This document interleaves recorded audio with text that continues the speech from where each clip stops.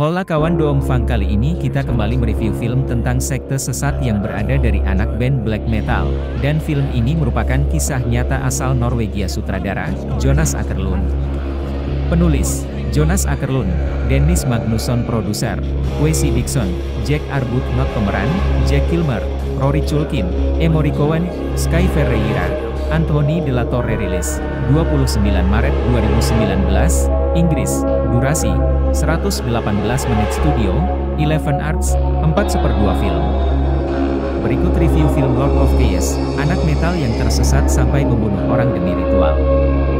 Lord of Chaos menceritakan salah satu kisah yang akan dengan mudah dianggap sebagai tidak masuk akal jika tidak didasarkan pada peristiwa aktual.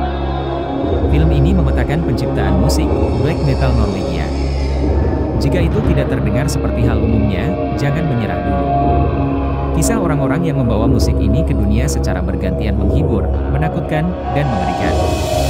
Orang tidak perlu masuk genre musik khusus ini untuk terlibat dalam psikologi di belakangnya. Sinopsis film Lord of Chaos. Karya terbaru Jonas Åkerlund, Swedia. Karya terbarunya adalah film polar yang dibintangi Mads Mikkelsen. Rory Culkin memerankan Øystein Aarseth alias Euronymous, pemimpin band heavy metal Mayhem.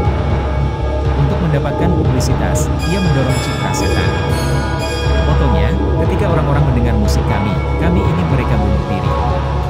Ia menyewa seorang penyanyi bernama Jack Kilmer, dengan kecenderungan untuk melukai diri sendiri di atas panggung. Ini adalah pasangan yang sempurna untuk gaya band, tetapi ketika Dead benar-benar membunuh dirinya sendiri, simbiosisnya sedikit terlalu sempurna.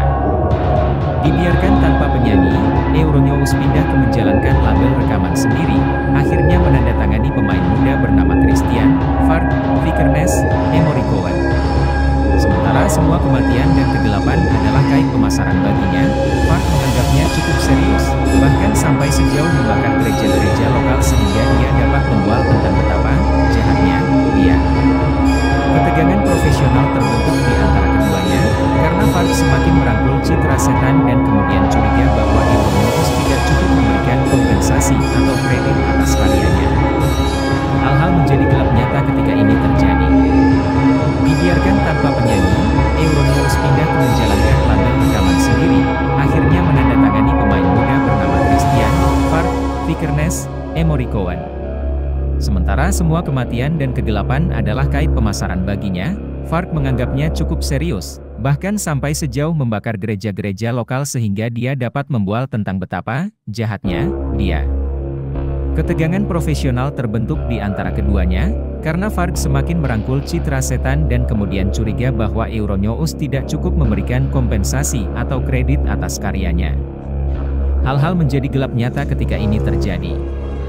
Ulasan Lord of Chaos, berdasarkan buku jurnalistik, Lords of Chaos, The Bloody Rise of the Satanic Metal Underground, film Åkerlund memiliki tema-tema mengerikan, kekejaman terhadap binatang, pembakaran gereja, misogini, dan tentu saja urutan pembunuhan yang brutal, setara dengan apa yang dilakukan oleh Danny Boyles, Trainspotting, dengan pecandu Skotlandia muda atau Best Boy dari Martin Scorsese.